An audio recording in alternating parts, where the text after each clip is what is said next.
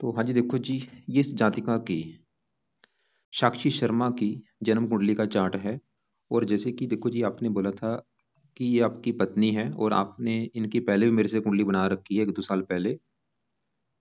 आपका सवाल क्या है कि आप दोनों में पति पत्नी में लड़ाई झगड़े होते हैं, उसका कारण क्या है और इस चीज को कम कैसे किया जाए, ये लड़ाई झगड़े आपके ना हो।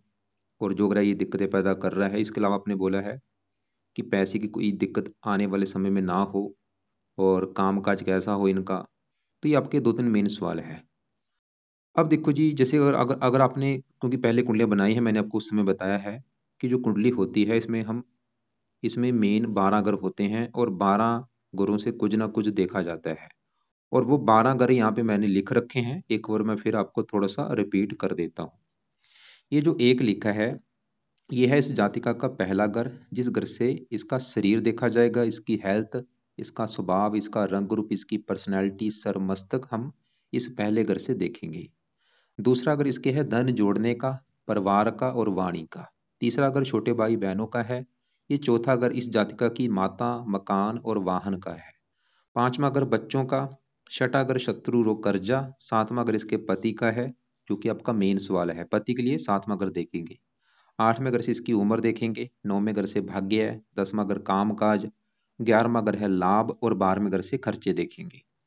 मतलब जो कुछ देखना है हमें वो घर देखना है। और घर का एक मालक बना होगा, वो मालक देखना है। जैसे कि मान लो आपने इस जातिका के बारे में, इसके बच्चों के बारे में जानना है, तो बच्चों का जो घर है कुंडली का, वो कौन सा घर है? पांचवा घर। तो पांचवें घर से देखा जाएगा बच्चों के बारे में, और पांचवें घर में एक नंबर लिखा जो कि है 10 नंबर। और 10 है मकर राशि, मालक बना शनि। तो बच्चों के लिए हमें शनि को देखना पड़ेगा। मतलब जो भी कुछ देखना है हमें वो घर देखना है।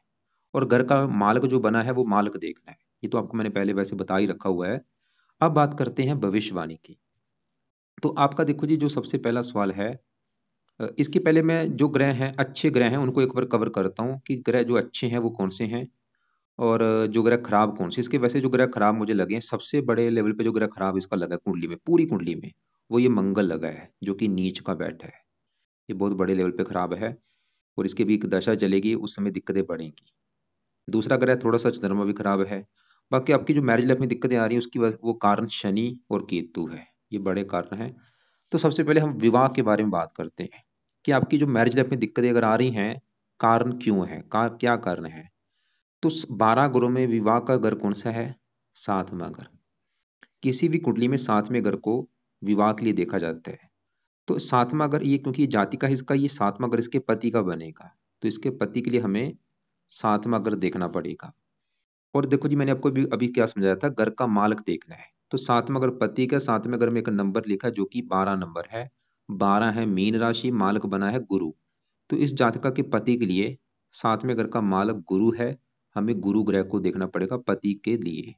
और गुरु के अलावा सातवें घर में केतु और शनि बैठे हैं, इन दोनों को भी देखना पड़ेगा पति के लिए, क्योंकि ये सातवें घर में आके बैठे हैं दोनों। अब इस सातवें घर के ऊपर जिन ग्रहों की दृष्टि है, दृष्टि किसकी है? बुध की सातवीं दृष्टि है, राहु की सातवीं, इन दोनों को भी देखना पड़ेगा भाई। इसके अलावा एक विवाह का कारक शुक्र होता है, इस शुक्र को भी देखना पड़ेगा। तो कितने ग्रह हुए? दो, ये चार, पांच, 6 ग्रह देखने पड़ेंगे। इसके अलावा मैं नवांश कुंडली को भी देखूंगा विवाह के लिए। 6 ग्रह और नवांश कुंडली देख के डिसाइड होगा इस जातका के विवाह के बारे में। तो स्टार्ट करते हैं। सबसे पहले सातवें घर में 12 लिखा है मालक गुरु की मैं बात करता हूँ कि वो कैसा है। तो गुरु इस जातका का है बड़े लेवल पे अच्छा, बहुत बड़े लेवल पे, मतलब सबसे अच्छा ग्रह इस कुंडली का जो है वो गुरु है। और भी काफी ग्रह अच्छे हैं, लेकिन गुरु बहुत अच्छा है। गुरु क्यों अच्छा है? गुरु कहाँ बैठा है? चौथे घर में।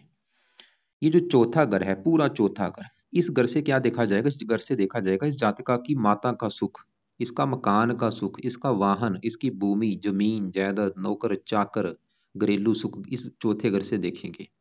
और फार्मूला क्या है? घर का मालक देखना है। तो चौथे घर में नंबर कौन सा है? 9। 9 है धनु राशि, मालक कौन बना? गुरु। कहाँ बैठा है गुरु? मतलब गुरु को देखना पड़ेगा माता मकान वाहन के लिए। और गुरु कहाँ बैठा है? चौथे घर का मालक गुरु इसी घर में बैठा है। मतलब ये जो गुरु है अच्छा क्यों था? क्योंकि गुरु इस चौथे घर में, चौथे घर का ही मालक बना हुआ है। अब देखो जी, एग्जाम्पल समझाता हूँ।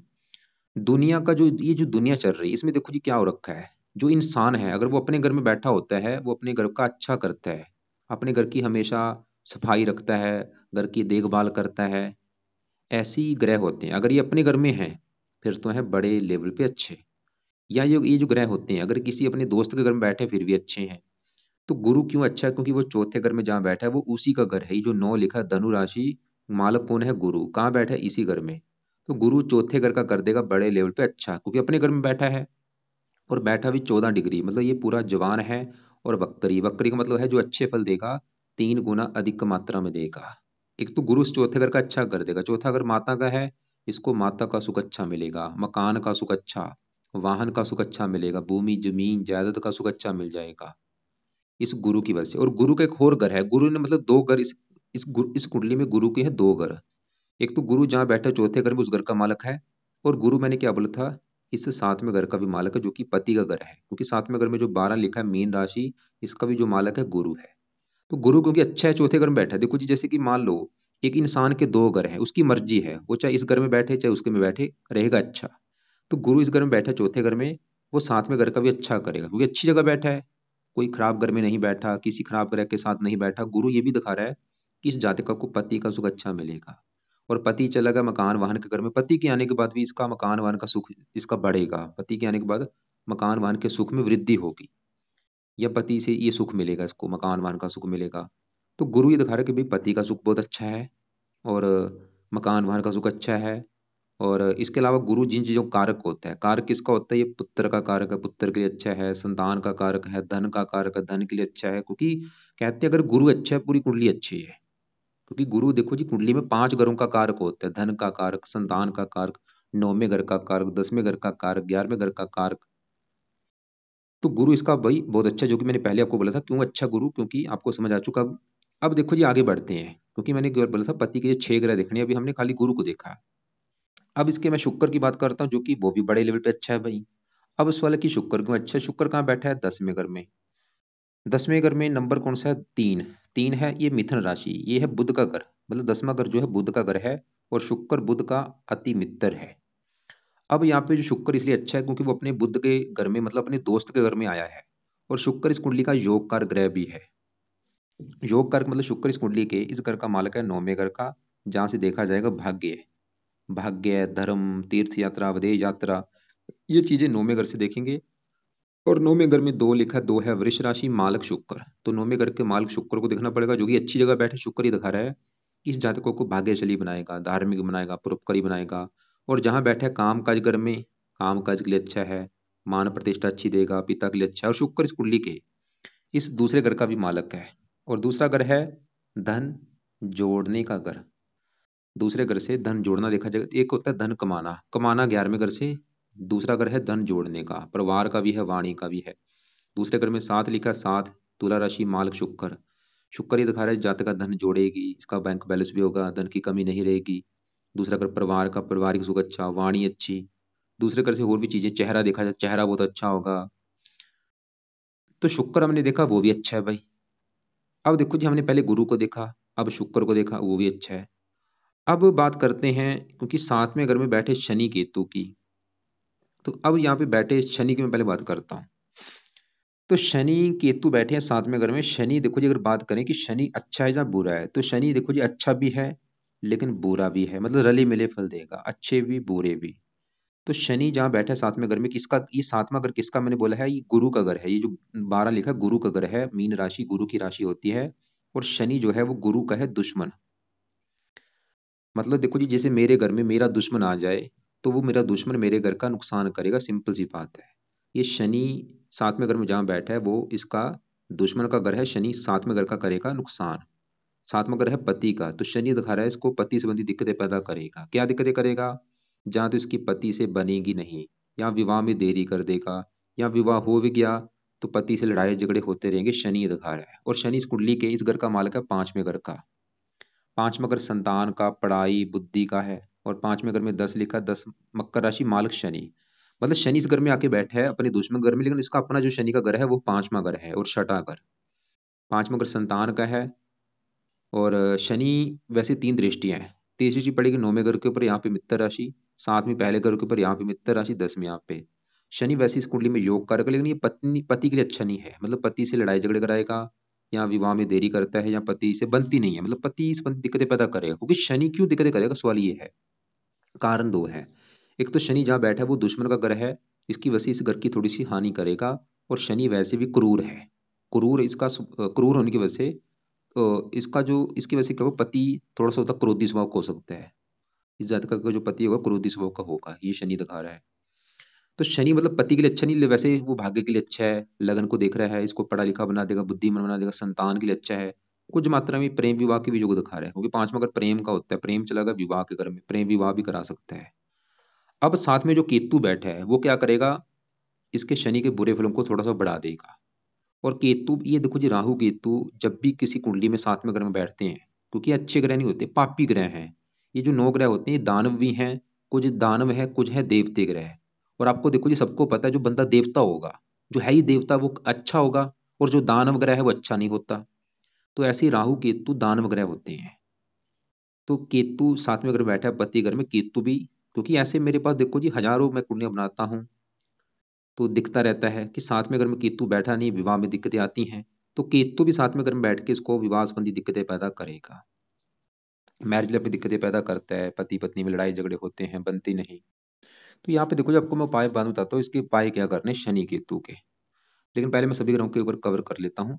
अब देखो जी, हमने गुरु देखा, शुक्र देखा, वो अच्छे हैं। शनि देखा, शनि पति के लिए अच्छा नहीं है, वैसे वो दूसरे ग्रहों का अच्छा कर रहा है, मतलब भाग्य के लिए अच्छा है, लगन को देखेगा, पढ़ा लिखा बुद्धि, क्योंकि पांचवें घर का मालक है, संतान के लिए अच्छा है, पढ़ा लिखा बना देगा, बुद्धिमान बना देगा। लेकिन बस वो पति के लिए अच्छा नहीं है। ऐसे केतु जो है वो पति के लिए अच्छा नहीं है। अब यहाँ पे पहले घर में राहु बुध बैठे हैं, क्योंकि राहु बुध साथ में घर को दृष्टि दे रही है। अब सवाल कि राहु बुध कैसे हैं। तो राहु बुध इस जातिका के 90-90% इसको अच्छे फल देंगे, बस 10-10% खराब फल देंगे। मतलब बुध राहु बड़े लेवल पे अच्छे हैं। पहले मैं बुध की बात करता हूँ। तो बुध जहाँ बैठा है वो है पहला घर। और ये पहला घर सबसे मेन घर होता है। जैसे अभी मैंने 12 घर जो बताए हैं कि ये पति का है, ये बच्चों का है, ऐसे पहला घर इस जाति का घर है। ये जो जाति का साक्षी है, ये है होगी कैसी, इसका रंग रूप कैसा होगा, इसकी पर्सनैलिटी सर मस्तक कैसा होगा, पहले घर को देखना पड़ेगा। और आपको मैंने फार्मूला क्या समझाया था, घर का मालक देखना है। तो पहले घर में 6 लिखा, 6 है, कन्या राशि, मालक कौन बना, बुध। कहाँ बैठा है, इसी घर में बैठा है। बहुत बड़ी अच्छी बात है। जैसे इसका गुरु कहाँ बैठा था, चौथे घर में, अपने घर में। मतलब ये जो ग्रह हैं अगर अपने घर में है, बहुत ही अच्छे हैं। और बुध वैसे भी इस कुंडली का मालक भी है, लग्नेश भी है, बड़े लेवल पे अच्छा है, जो कि पहले घर में, अपने घर में बैठा है। और पहले घर से जो चीजें देखी जाएंगी, पहला घर इस जातिका का शरीर, सेहत, स्वभाव, रंग रूप, पर्सनैलिटी, शरीर की बनावट, इन चीजों के लिए अच्छा है। मतलब जातिका की सेहत अच्छी होगी, स्वभाव अच्छा, रंग रूप अच्छा। बुद्ध बुद्धि का मालक है, ये जातिका बहुत ज्यादा बुद्धिमान होगी, तेज दिमाग वाली होगी, वाणी बहुत अच्छी होगी, बोलने की स्किल अच्छी होगी। और बुध के जुड़े कामों से ये धन भी कमाएगी, क्योंकि बुध इस कुंडली के 10वें घर का भी मालक है। 10वें घर में लिखा है 3 3, मिथुन राशि, मालक बुध। बुध मतलब पहले घर का भी मालक है और 10वें घर का भी। 10वां घर किसका है, काम काज। तो बुध इसको काम काज का भी सुख देगा। कौन सा काम काज, बुध से जुड़े ये काम काज कर सकती है। 10वां घर पिता का, सरकार, मान प्रतिष्ठा, इन चीजों के लिए अच्छा है। तो बुध भाई बड़े लेवल पे अच्छा है। लेकिन एक बुध का बुरा फल भी है, क्योंकि मैंने क्या बोला था, 90% तो अच्छे फल दे रहा बुध, लेकिन एक 10% बुरा फल भी देगा। क्या देगा, बुध की 7वीं दृष्टि पड़ेगी 7वें घर के ऊपर। यहाँ पे 12 लिखा है, मीन राशि, जो कि बुध की है नीच राशि। तो बुध भी 7वें घर का थोड़ा सा नुकसान करेगा, मतलब पति से मनमुटाव कराएगा। अब पहले घर में जो राहु है, राहु भी 90% अच्छे फल देगा, लेकिन थोड़ा सा खराब फल, 10% खराब फल। तो राहु कहाँ बैठा है, पहले घर में, जो 6 लिखा कन्या राशि, ये राहु की स्वय राशि है। बुध की भी राशि है, राहु की भी स्वय राशि है। मतलब राहु भी पहले घर का अच्छा कर देगा। जाति का बुद्धि समझदार होगी, अच्छी बुरी बात की पहचान रखने वाली होगी, बुद्धिमान, साहसी, पराक्रमी, हेल्थ अच्छी, स्वभाव अच्छा, इसको जीवन में आगे लेके जाएगा राहु बुध। और राहु की 5वीं दृष्टि पड़ेगी 5वें घर के ऊपर। शनि की राशि मित्र राशि, इस घर का अच्छा कर देगा, पढ़ा लिखा, बुद्धिमान, संतान का सुख अच्छा। नौवीं यहाँ पे 9वें घर के ऊपर उच्च राशि, भाग्यशाली बना देगा। राहु भी हजारों अच्छे फल दे रहा है। अभी जो चीजें मैं बता रहा हूँ भाई, थोड़ी सी बता रहा हूँ। अगर बताने को लगे यहाँ पे सभी ग्रहों को अगर मैं कवर करूँ अच्छी तरह से, मेरे महीने लग जाएं। लेकिन आपको मैं 30 मिनट में, देखो आपको पता है मैं थोड़ा बहुत बता रहा हूँ शॉर्टकट में। तो राहु का जो बुरा फल क्या है, 7वीं दृष्टि पड़ेगी पति घर के ऊपर। और यहाँ पे जो 12 लिखा है शत्रु राशि, तो राहु भी थोड़ा सा पति के घर को नुकसान कर रहा है, मतलब पति से मनमुटाव होगा। तो हमने देखो जी 6 ग्रह देख चुके हैं, शनि देखा, केतु देखा, शुक्र देखा, राहु बुध देखा, गुरु देखा। अब मतलब पति संबंधी जो दिक्कतें आ रही हैं वो किसकी वजह से आ रही हैं, वो पति संबंधी देखो जी दिक्कतें आ रही हैं। एक तो शनि की वजह से, केतु भी कारण है, और बुध भी इस घर को नुकसान कर रहा है, राहु भी। लेकिन सबसे बड़ा जो कारण है पति संबंधी दिक्कतें आने का, वो शनि और केतु है। राहु बुध भी है, समझ लो ये राहु बुध है वो कम कारण है, लेकिन क्योंकि बैठे हैं, ये तो खाली दृष्टि दे रहे हैं, वो तो बैठे हैं उसी घर में, घुस चुके हैं आके। तो शनि केतु है बड़े कारण विवाह संबंधी दिक्कतें आने के। तीसरा कारण राहु भी है, बुध भी है, लेकिन बुध इतना बड़ा कारण नहीं, क्योंकि इसकी दृष्टि अच्छी होती है, चाहे नीच की दृष्टि है फिर भी। लेकिन राहु की दृष्टि क्रूर होती है। राहु भी एक कारण है मैं मानता हूं, लेकिन बड़ा कारण शनि और केतु। और आपको मैंने क्या बोला था, मैं नुआश कुंडली को भी देखूंगा। अब इसकी देखो जी, अगर मैं नुआश कुंडली में देखूं, तो ये है, ये तो इसकी है लगन कुंडली, अब ये है इसकी नुआश कुंडली। और नुआश कुंडली में भी सातवां घर देखना पड़ता है। यहाँ पे नुआश कुंडली, यहाँ पे लिखा रखा है जीवन साथी उसका स्वास्थ्य। तो नुआश कुंडली में भी सातवां घर देखना पड़ेगा, और सातवें घर में क्या लिखा है, चार। चार कर्क राशि मालक बना चंद्रमा, हमें मतलब चंद्रमा को भी देखना पड़ेगा, और सातवें घर में बैठे मंगल को भी। और मंगल यहाँ पे सातवें घर में जो बैठा है, ये जो चार लिखा है, मतलब मंगल यहाँ पे सातवें घर में नीच का बैठा है, जो कि बहुत ही नेगेटिव बात है। मतलब इसकी नुआश कुंडली में मंगल जो है सातवें घर में नीच का बैठा है, यानी कि इसकी अगर मैरिज लाइफ में दिक्कतें आ रही हैं, वो एक कारण मंगल ग्रह भी बना है। क्यों? क्योंकि भाई सातवें घर में नीच का बैठा है नुआश कुंडली में, वो भी एक कारण बन चुका है। और अब इसके अगर मंगल की मैं बात करूं, अगर ये है लगन कुंडली, लगन कुंडली में मंगल कहाँ बैठे हैं, 11वें घर में। और आपको मैंने पहले ही बोला था, इस कुंडली में सबसे ज्यादा ग्रह खराब कौन सा है, मंगल। मंगल देखो जी खराब क्यों है, यह है लगन कुंडली की भी बात कर रहा हूँ, नुआश कुंडली की भी साइड में रखो। लगन कुंडली में क्या हो रखा है, मंगल खराब क्यों है, वो है बैठा 11वें घर में। 11वें घर में चार लिखा है, कर्क राशि, ये है मंगल की नीच राशि। मंगल यहाँ पे 11वें घर में 4 नंबर कर्क राशि में नीच का बैठा है। मंगल खराब कारण ये है कि ये नीच का बैठा है, और इस कुंडली का ये मार्किश भी है। मार्किश मतलब ये एक 8वें घर का मालक है और तीसरे घर का। 8वें घर से खराब चीजें देखी जाती हैं, और ये तीसरे घर का भी मालक है। तीसरा घर है इसके छोटे भाई बहनों का घर। इसके अगर जो छोटे भाई बहन होंगे, इसको बड़े लेवल पे उसको लेकर दिक्कतें आएंगी, जहाँ तो होंगे नहीं, जहाँ होंगे उनको लेकर बहुत सारी दिक्कतें आएंगी, पक्का कन्फर्म है। तीसरा घर पराक्रम का, साहस का, उद्यम का, इन चीजों में कमी कर देगा, साहस में कमी, पराक्रम में कमी, उद्यम में कमी। और आठवें घर का मालक का हेल्थ खराब करेगा। अब देखो जी, मंगल इस जो मंगल के बुरे फल क्या क्या है, एक तो मंगल इस 11वें घर की हानि कर रहा है। 11वां घर किसका है, इसके बड़े भाई बहनों का, इच्छा पूर्ति का, इच्छाएं पूरी नहीं होने देगा, लाभ का है, कामों में लाभ नहीं मिलेगा। आमदनी का घर है, इसकी जो आमदन है उसको लेकर दिक्कतें कर देगा। दूसरा घर धन जोड़ने का है, 11वां घर है आमदन का। मंगल इसके 11वें घर को खराब कर रहा है, मतलब आमदन संबंधी दिक्कतें आएंगी, जॉब संबंधी दिक्कतें आएंगी, नौकरी संबंधी दिक्कतें आएंगी इस मंगल की वजह से। और इच्छाएं पूरी नहीं होने देगा, लाभ में किसी किसी भी काम में लाभ नहीं होगा मंगल की वजह से। और ये दिक्कतें कई गुना बढ़ेंगी मंगल की दशा में, जो कि अभी चलेगी। ये कब चलेगी आपको मैं दिखाता हूँ। यहाँ पे देखो, बड़ी दशा इसके ऊपर चली हुई है सूर्य की, और छोटी दशा भी चल रही है चंद्रमा की। और अभी मंगल की दशा इसकी चलेगी, छोटी दशा चलेगी मंगल की, जो 5वां महीना 24 से लेके 9वां महीना 24 तक। ये जो दशा है, 5 महीना नोट कर लो आप, 5वां महीना 24 से लेके 9वां महीना 24 तक, कुछ महीने का समय है, 3-4 महीने का है। 5 महीना 24 से लेके, इसमें दिक्कतें कई गुना बढ़ेंगी। किस क्या दिक्कतें बढ़ेंगी, एक तो यह है लगन कुंडली, लगन कुंडली के हिसाब से दिक्कतें बढ़ेंगी, आमदन को लेकर दिक्कतें, लाभ नहीं होगा, इच्छाएं पूरी, घाटा हो सकता है, नौकरी छूट सकती है, या कोई व्यापार में घाटा हो सकता है, हेल्थ खराब होगी। और ये नवाज कुंडली में क्योंकि साथ में अगर बैठा है, वहां उसके हिसाब से पति पत्नी में लड़ाई झगड़े बढ़ जाएंगे। अभी जो समय है 3-4 महीने का, भाई संभल के रहना, लड़ाई झगड़े मत करो, क्योंकि आपका कसूर नहीं है। आप जो पति पत्नी लड़ाई झगड़े कर रहे हो, भाई फजूल की लड़ाई झगड़े कर रहे हो, समझौता करो। एक गलत है, दूसरा समझौता करे कि ठीक है भाई, कोई चक्कर नहीं, मैं माफी मांगता हूँ। क्योंकि अगर लड़ाई झगड़े करोगे, आपका तलाक करा देंगे शनि केतु। ये तो बैठे हैं तलाक लेके कि आप तलाक कराएं, क्योंकि आपके माइंड में इन्होंने एक जहर घोल दिया है, शक करा रहे हैं, ऐसी चीजें पैदा करेंगे। क्योंकि कुंडली में तलाक के भी युग दिख रहे हैं। इसलिए भाई संभल के रहो अपने, ये मत सोचो कि वो लड़की गलत है मैं सही हूं, ऐसे चक्कर मत पड़ो। पढ़ोगे तलाक हो जाएगा। और ये दिक्कतें ज्यादा कब पैदा करेगा, शनि केतु, जब इसकी कभी दशा आ जाएगी, फिर तो भाई कोर्ट कचहरी के चक्कर लगवा देगा आपसे। मतलब आपका तलाक भी करवा सकता है शनि केतु, जब इसकी चलेगी दशा। कब चलेगी दशा, बड़ी दशा तो इसकी वैसे आगे जाके आएगी। और छोटी दशा भी जब आएगी, जैसे कि छोटी दशा शनि की चलेगी 6वां महीना 26 से लेके 5 महीना 27 तक, इस समय दिक्कतें बढ़ेंगी। या केतु की दशा में दिक्कतें बढ़ेंगी, तीसरा महीना 28 से लेके। या राहु की दशा में दिक्कतें आ सकती है 9वां महीना 24 से लेके 8वां 25 तक। मंगल की दशा में भी दिक्कतें तो आएंगी। अब देखो जी आगे मैं आपको उपाय बताता हूँ, लेकिन एक बार मैं सभी ग्रहों को पहले कवर कर लेता हूँ। तो हमने क्या देखा, मंगल इसका खराब है, लगन कुंडली में नीच का है, नुआश में भी नीच का बैठा है पति घर में।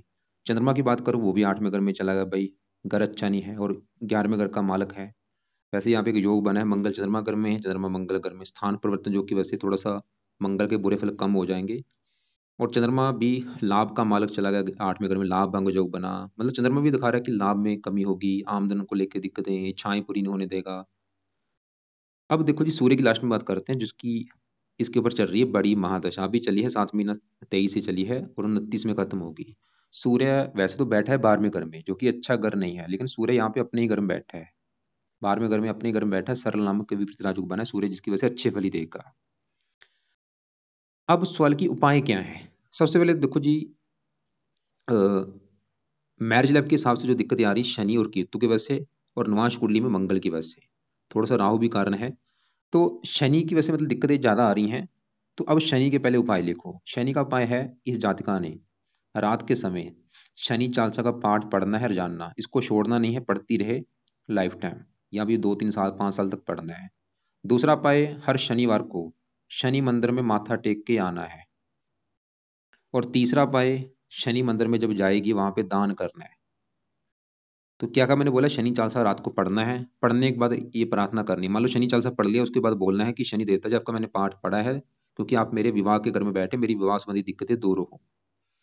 और शनि मंदिर में जाके वहां पे भी ये प्रार्थना करनी है कि शनि देवता जी, मैं आपके मंदिर इसलिए आई हूँ क्योंकि आप मेरी कुंडली के 7वें घर में पति घर में बैठे हैं, मेरी जो पति से लड़ाई झगड़े होते हैं वो ना हो, इसलिए आपके मैं मंदिर माथा टेकने आई हूँ। और वहां पे शनि का दान करना है, जैसे तेल का दान कर दिया, उड़द की दाल का दान कर दिया, कौओं को रोटी डाला करे। तो ये 2 दिन शनि के ये हो गए उपाय। अब केतु के उपाय क्या है? हरजाना इस जातका ने कुत्तों को रोटी डालनी है। कुत्तों को जब रोटी डालनी है, उस समय केतु का मंत्र करते करते कुत्तों को रोटी डालनी है। और दूसरा उपाय केतु का, रात के समय केतु कवच का पाठ पढ़ना है, या इसको सुनना है। देखो 2 पाठ है, शनि चालीसा या केतु कवच, दोनों पाठ चाहे पढ़ लिया करे, चाहे इनकी ऑडियो लगा के रात को बैठ के सुन लिया करे। अब देखो जी, गुरु का कोई उपाय नहीं करना क्योंकि वो अच्छा है। शुक्र भी अच्छा है, लेकिन शुक्र इसका है वृद्ध अवस्था में, इसका बल बढ़ाना है। बल बढ़ाने के लिए ये जातका शुक्र का करे रत्न धारण। रत्न इसका देखो जी, जहाँ तो डायमंड कर ले, वह वो वैसे वो काफी महंगा होता है, उसकी बजाय जहाँ तो व्हाइट टोपाज या जरकन या ओपल, 3 रत्नों में कोई एक रत्न लेना है, उसको लेके चांदी में जड़वाना है। लेना कितने रत्ती का है? जहाँ तो 7.25 रत्ती का ले ले, या 6.25 रत्ती का, वैसे 7.25 रत्ती का लेना है, और अच्छी क्वालिटी का लेना है। लेने के बाद चांदी में जुड़वा लेना है। और शुक्ल पक्ष के पहले शुक्रवार को धारण करना है, सुबह का टाइम, सुबह 7:15, 8:15 या 9:15 बजे। और लेफ्ट हैंड की ये जो लंबी उंगली है, इसमें धारण करना है। और धारण करने से पहले कच्चे दूध में या गंगा जल में धो के इसको धारण कर लेना है। और शुक्र का एक माला मंत्र अब करना है धारण करने से पहले। फायदा क्या होगा रत्न दान करने से? शुक्र का रत्न दान करने से फायदा ये होगा, इसका बल बढ़ेगा, बल बढ़ेगा, क्योंकि शुक्र भाग्येश है तो भाग्य ज्यादा साथ देगा। और धन का भी मालक है, धन के लिए अच्छा है। और यहाँ पे देखो, मैं आपको ये नहीं बोलूंगा कि आज ही रत्न धारण कराओ, तो जब भी आपका बजट होगा 1-2 साल में करवा दे। अब इस वाले की यहाँ पे बुद्ध के उपाय कोई करने जो नहीं, वो रहने दो। बुध वैसे इतना बड़ा कारण नहीं है मैरिज लाइफ में, थोड़ा सा कारण है, 100 में से 5%। राहु भी कारण है, लेकिन राहु भी क्योंकि उपाय फिर देखो जी ज्यादा हो जाएंगे, फिर भी राहु का अगर उपाय करना है वो है ये जातिका राहु कवच का भी पाठ रात को पढ़ सकती है। केतु राहु में जो बड़ा कारण केतु है, राहु इतना कारण नहीं है, लेकिन राहु फिर भी राहु कवच का भी पाठ रात को पढ़ सकती है। अब ये है रात के उपाय। अब सुबह के उपाय क्या है? क्योंकि देखो जी, मैंने बोला था मंगल इसका है खराब। मंगल देखो जी, निवास कुंडली में 7वें घर में है, वो विवाह संबंधी भी दिक्कतें पैदा कर रहा है, वैसे भी आमदन को भी लिख के दिक्कतें पैदा कर रहा है, लाभ में कमी कर रहा है, इच्छाएं पूरी नहीं होने दे रहा, छोटे बड़े भाई बहनों को लेकर के दिक्कतें करेगा। तो मंगल के उपाय क्या है? सुबह के टाइम, क्योंकि जैसे मैंने बोला अभी दिखाया था आपको, मंगल की दशा आएगी, तो मंगल के जो उपाय है वो करने हैं सुबह के टाइम। पहला उपाय, मंगल कवच का पाठ पढ़ना है। और दूसरा उपाय, मंगल स्रोत का पाठ। और ये पाठ देखो जी, मैं तो बोलूंगा जातिका पढ़ती रहे, सुबह के टाइम रोजाना पढ़ लिया करे, या दोनों को सुन लिया करे। अगर उसको लगता है कि दोनों पाठ तो पढ़ने मुश्किल है, तो दोनों में खाली कवच का पाठ जरूर पढ़ा करे। तीसरा उपाय, हनुमान इसके देवता हैं मंगल ग्रह के, तो हनुमान जी की पूजा उपासना किया करे। मतलब हनुमान जी के मंदिर माथा टेकने जरूर जाना है, या हनुमान जी का कोई ना कोई पाठ पढ़ा करे, चाहे वो हनुमान चालीसा है, चाहे बजरंग बन का पाठ है। अब यहाँ पे जो चंद्रमा है, विवाह संबंधी दिक्कतें चंद्रमा की वजह से नहीं आ रही, लेकिन चंद्रमा की वजह से इसकी आमदनों को लेकर दिक्कतें आएंगी, लाभ नहीं मिलेगा। और ये दिक्कतें आएंगी, थोड़ा सा मानसिक चिंता भी होती है, तो चंद्रमा कवच का भी पाठ सुबह के टाइम पढ़ लिया करें। अब देखो जी, तीसरा उपाय इस जातक ने करना है, क्योंकि बड़ी दशा किसकी है, सूर्य की। वैसे तो सूर्य अच्छा है, फिर भी देखो जी जिसकी दशा होती है उसका उपाय हमें करना काफी जरूरी होता है, ताकि वो दशा अच्छी जाए। तो सूर्य का जो पाठ है वो है सूर्य आदित्य हृदय स्रोत का पाठ। ये पाठ इस जातका ने पढ़ना है या इसको सुन लिया करे। और ये पाठ जब तक दशा, चाहे दशा तक पढ़ती रहे चाहे सुन लिया करे। ये 12वें घर में बैठा है, विदेश का घर है, इसको ये विदेश भी लेके जा सकते हैं, जन्मभूमि से दूर जाना भी पड़ सकता है इसकी दशा में। तो ये 3 पाठ है सुबह के टाइम, मंगल कवच, चांद कवच और सूर्य आदित्य हृदय स्रोत का पाठ। और हो सके तो मंगल स्रोत का भी पाठ पढ़ना है, हनुमान जी की पूजा उपासना करनी है। बाकी रात को शनि चालीसा, केतु कवच और राहु कवच। दान किसका बोला है, शनि का दान शनि मंदिर में करना है, केतु का दान कुत्तों को रोटी डालनी है। सवाल है कि राहु का दान करना है या नहीं। राहु का दान करने से राहु का जो अच्छा फल है वो भी कम हो जाएगा, बुरा फल भी कम होगा। तो अगर आपकी पति पत्नी में लड़ाई झगड़े ज्यादा हैं, तो कुछ समय तक, 1-2 साल तक, जब तक लड़ाई झगड़े हो रहे हैं, तब तक आप राहु का भी दान इससे करवा सकते हैं, जो कि है सतनाजा। 7 प्रकार के अनाज जो हैं वो दान आप करवा सकते हैं। कब कराना है, शनिवार को करा दिया करो, आगे पीछे भी करवा सकते हैं, शनिवार को वैसे जरूर कराया करो। सवाल है कि मंगल का कोई दान करना है या नहीं। मंगल का दान नहीं करना। वैसे तो नीच का है, लेकिन दान क्यों नहीं करना, क्योंकि वो 8वें घर का भी मालक है, उम्र के घर का मालक है। दान नहीं करना, उसको पाठ पूजा के द्वारा सही करना है। सूर्य को जल नहीं देना, सूर्य का दान नहीं करना, किसी का दान इसके अलावा नहीं करना। काले कपड़े ये कम यूज करे जातिका, चमकीले रंग बिरंगे कपड़े, हरे भी यूज कर सकती है, पीले भी यूज कर सकती है, सभी कपड़े पहन सकती है, बस काले कपड़े कम यूज किया करें। बाकी देखो जी, फिर भी आपके जो सवाल होंगे आप कॉल करके मुझे पूछ सकते हैं। रतन खाली मैंने शुक्र का बोला धारण करने के लिए। वैसे बुध का पन्ना भी ये पहन सकती है, लेकिन पन्ना का थोड़ा सा, क्योंकि इसका जो बल बढ़ेगा, अच्छा बल भी बढ़ेगा, बुरा फल ये बढ़ेगा, थोड़ा सा पति से मनमुटाव करा सकता है। तो बुध का पन्ना फिर आप रहने दो। वैसे धारण करने से अच्छा फल क्या बढ़ेगा, काम काज का सुख बहुत अच्छा हो जाएगा, और इसकी हेल्थ अच्छी रहेगी, बुद्धि ज़्यादा तेज हो जाएगी, और भी कई फायदे होंगे, वाणी अच्छी हो जाएगी। राहु वैसे लग्न में बैठ के थोड़ा सा क्रोधी भी बनाता है, जिद्दी भी बनाता है, इसलिए मतलब दान भी आप करवा सकते हैं। अगर आपको लग रहा है कि गुस्सा ज्यादा आता है इसको, तो राहु का दान भी आप करवा सकते हैं। बाकी फिर भी आपके अगर कोई सवाल हुए या बात समझ ना लगी हो, कल दोपहर 1-2 के बीच में या शाम 6-7 के बीच में कॉल करके आप मुझे पूछ लेना।